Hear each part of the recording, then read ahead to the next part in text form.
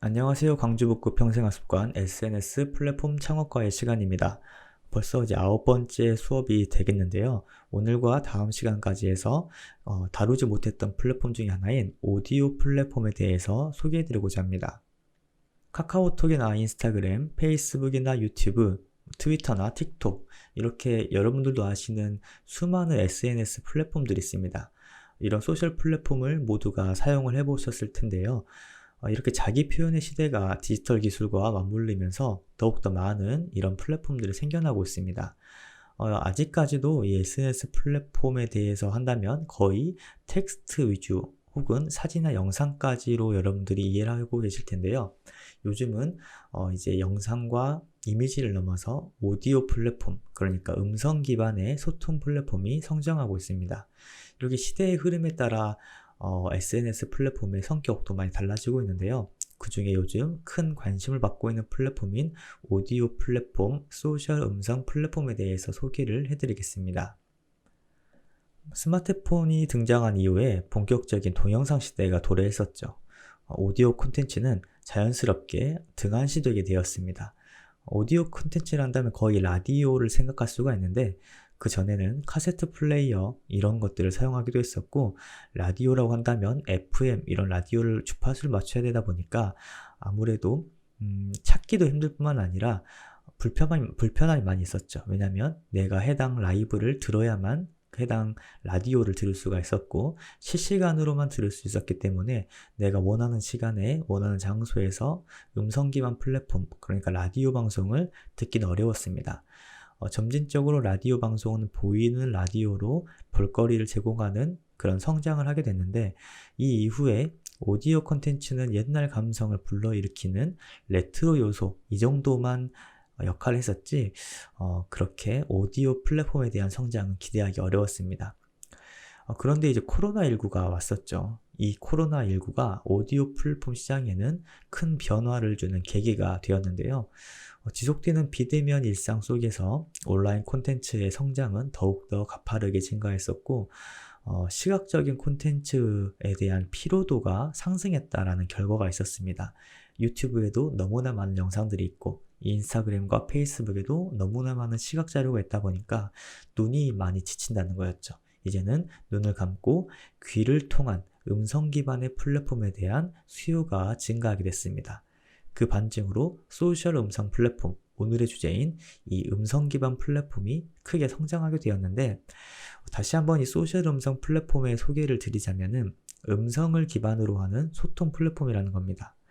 기존에는 SNS가 텍스트나 이미지, 영상을 주로 이뤘다고 한다면, 이런 음성 기반 SNS는 텍스트 대신 음성을 선호하고, 이러한 트렌드가 음성 기반 오디오북을 만들게 되고 개인 라디오 방송을 만들게 되고, 이를 통한 소통이 가능한 음성 플랫폼으로도 성장하게 되었습니다.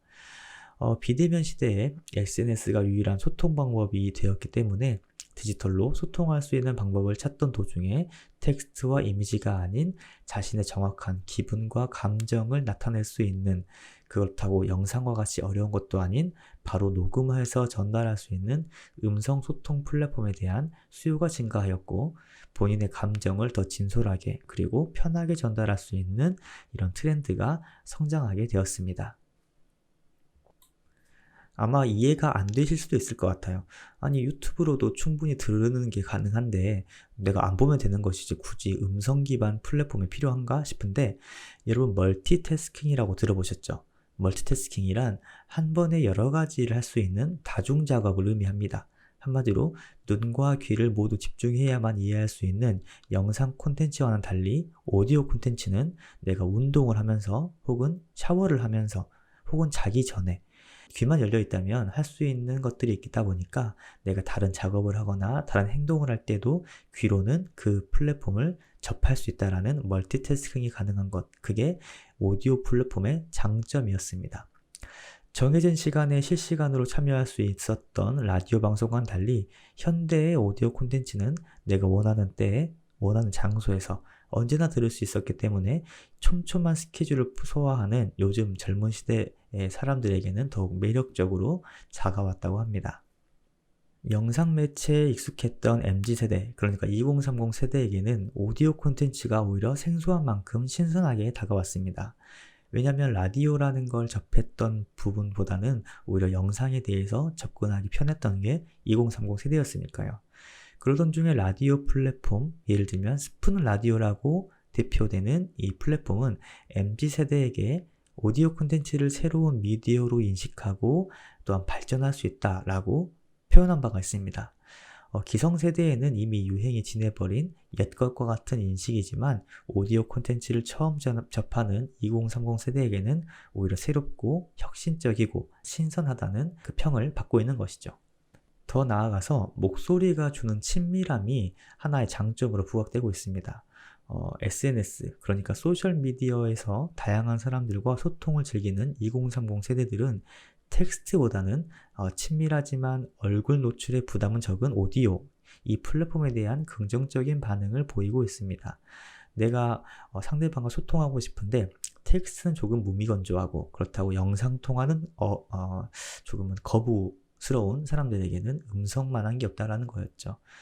자신의 관심사와 취향을 대화로 공유하기를 원하는 2030 세대들의 이런 니즈를 충족할 수도 있고 조금은 더욱더 감정적인 교류가 가능한 목소리 기반의 플랫폼이 꼭 통화하듯이 할 수 있다는 장점 때문에 SNS 플랫폼 중에 오디오 콘텐츠가 성장하고 있습니다. 이런 소셜 음성 플랫폼을 주목받게 했던 하나의 사건이 있었죠. 바로 한 1년 전에 유행했었던 클럽하우스라는 어플리케이션 때문이었습니다. 이 클럽하우스는 미국 실리콘밸리의 스타트업 알파 익스플로레이션이라는 회사에서 2000년 4월에 출시한 신생 플랫폼이었는데요. 약 1년 반도 되지 않은 어플리케이션이었죠. 그런데 당시에 이미 카카오톡, 보이스톡, 디스코드, 왓츠앱과 같이 이미 음성 채팅 기술이 있었음에도 불구하고 이 클럽하우스는 매우 선풍적인 인기를 끌었습니다. 그 이유는 클럽하우스에 두 가지 특징이 있었기 때문인데요. 그 첫 번째는 바로 희소성이었습니다. 클럽하우스는 기존 가입자의 초대장을 받아야만 가입할 수 있는 독특한 시스템을 갖추고 있었는데요. 이런 시스템은 사람들의 가입을 자극시켰지요. 그러다 보니까 소수만 가입할 수 있다는 그 희소성과 가입에 성공하면 소수의 인원에 속하게 된다는 그 특권 의식 때문에 이 클럽하우스에 대한 그 바이럴 마케팅이 크게 성장할 수 있었다라고 할 수 있었습니다. 두 번째로는 특수성이 되겠는데요. 이 클럽하우스라는 어플리케이션은 오로지 음성 기반으로 진행하는 플랫폼이기 때문에 다양한 관심 분야가 존재하고 있으며 좋아하는 분야 안에서 새로운 사람을 만나고 심층적으로 이야기할 수 있다는 그런 사적인 공간을 만들 수 있다는 차별성 때문에 선풍적인 유행을 할 수 있었습니다. 그것도 그렇지만 유명하죠. 테슬라의 CEO 일론 머스크가 이 클럽하우스에 가입을 하고 또 페이스북의 창립자 마크 주커버그도 가입을 하면서 유명인들이 사용하는 플랫폼이다라는 인식 때문에 살면서 연예인이나 기업인들을 만나기 힘든 우리 같은 일반 사람들에게 클럽하우스는 하나의 탈출구로 작용도 하였습니다. 그렇지만 클럽하우스에 들어가면 평소에 쉽게 만나기 어려운 사람들의 이야기를 장소나 시간의 비용에 구애받지 않고 어디서나 들을 수 있다는 편리성은 역시나 큰 매력적으로 다가오게 되었죠. 이러다 보니까 그의 반증으로 카카오에서 만든 관련 플랫폼도 있습니다. 들으신 분들도 있을 것 같은데 한국형 클럽하우스라고도 불리는 카카오에서 만든 음이라는 플랫폼입니다. 클럽하우스의 이러한 인기를 뒤따라서 우리나라의 대표 플랫폼이죠. 카카오가 작년 6월에 연이어 출시했던 플랫폼이었는데요. 카카오톡의 전문성과 경험을 접목해서 카카오 음은 대화방에서 다양한 사람들이 모여서 음성으로 자유롭게 이야기를 나눌 수 있는 성격을 띄었습니다. 자신의 그 취미나 활동 그리고 라이프 스타일을 공유하면서 특정 주제에 대한 토론도 가능했었고 유용한 지식이나 정보나 노하우 등도 서로 주고받을 수가 있었던 이색적인 플랫폼이었죠. 또한 전문가들을 통한 코칭도 가능했었고 상담이나 Q&A, 전문적인 도움도 받는 게 가능했었습니다. 이외에도 오디오 플랫폼이라는 특성을 살려서 오디오 콘서트 같은 아티스트 라이브 음악도 즐기고 감상할 수 있는 장점을 가지고 있었습니다. 더 여러분들이 이해하기 쉬울 것 같은 어떤 플랫폼도 소개해보자면 독서가 일상이 된다. 이 슬로건으로 가져왔던 윌라 오디오북이 있습니다.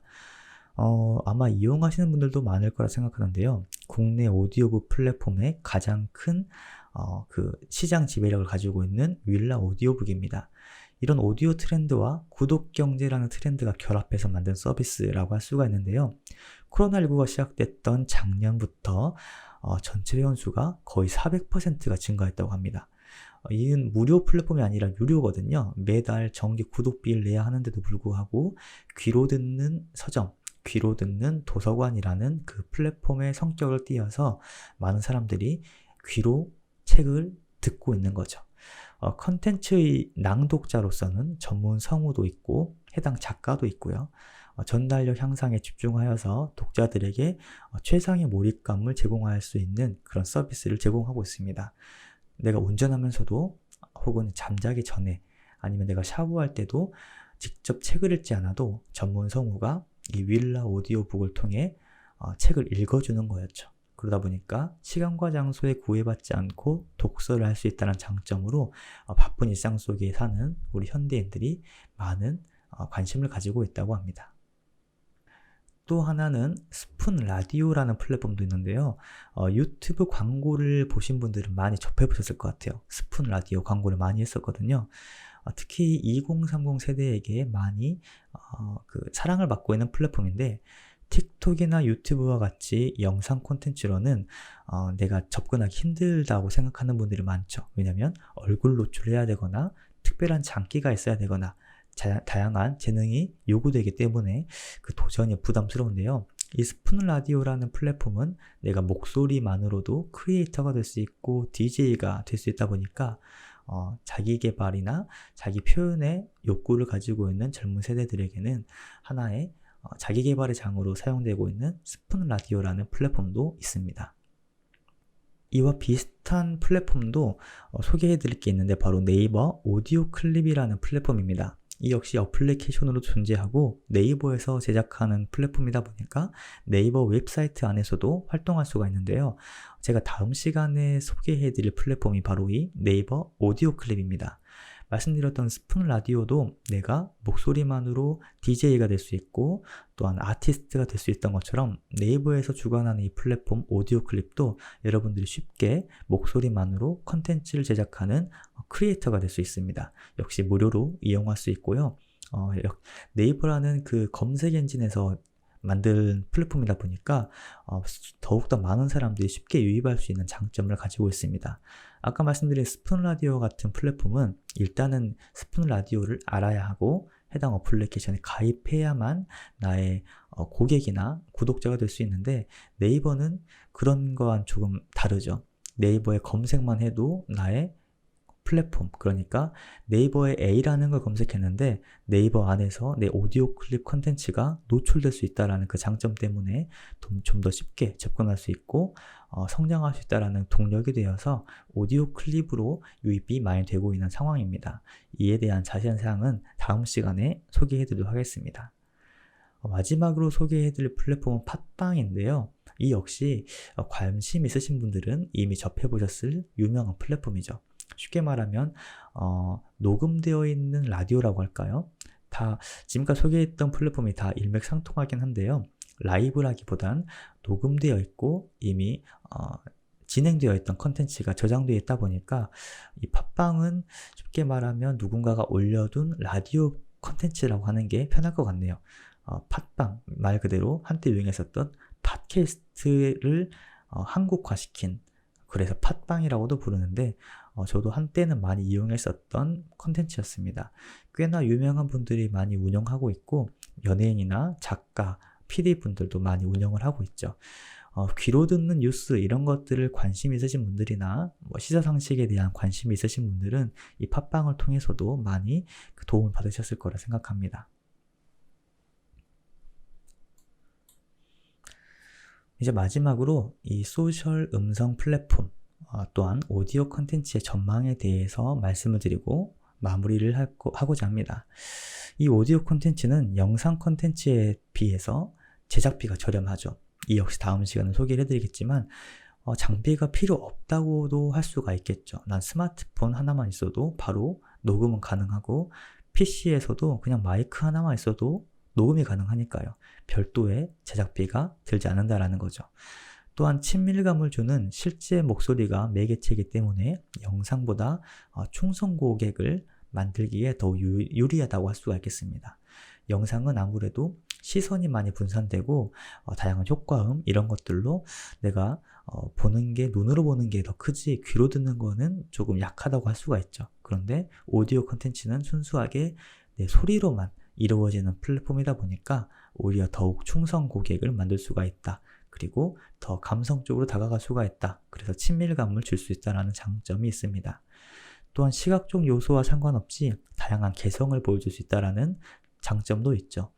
말씀드린 것처럼 화려한 영상이 아니더라도 그냥 목소리 톤만으로도 진행할 수 있기 때문에 2030 젊은 세대들이 더 많은 컨텐츠를 생산할 때에 무리가 없다고도 볼 수가 있고요. 앞으로 그 시장성에 대해서도 무궁무진하다고 할 수가 있겠죠. 왜냐하면 코로나19 이후로 이 플랫폼의 성장은 정말 걷잡을 수 없이 커지고 있는데 나도 크리에이터로서 활동해보고 싶다라는 그 목표가 있는 분들에게 쉽게 접근할 수 있는 하나의 매개체가 될 수 있을 거라 생각이 합니다. 이외에도 여러 가지 음성 기반 플랫폼은 성장하고 있고 특히 이제 메타버스에 대한 니즈가 올라가면서 이에 대한 발전도 크게 되고 있는데요. 여러분들도 주위를 크게 둘러보시면 음성 기반 어떤 플랫폼, AI 기반 어떤 플랫폼 이런 것들이 음성 기반으로 진행되는 게 많이 있다는 걸 접할 수 있을 겁니다. 이 역시 하나의 그 흐름이라고 보실 수가 있을 건데 여러분들이 이 강의를 들으신 그 이유 중에 하나였던 SNS 플랫폼을 활용한 부업이 목표인 것처럼 다음 시간에는 이 음성 기반 플랫폼으로 어떻게 하나의 나의 파이프라인이나 수익 구조를 만들 수가 있을까? 그 목표를 네이버 오디오 클립으로 실천할 수 있는 방법을 소개해드리도록 하겠습니다. 그럼 다음 시간에 뵙겠습니다. 감사합니다.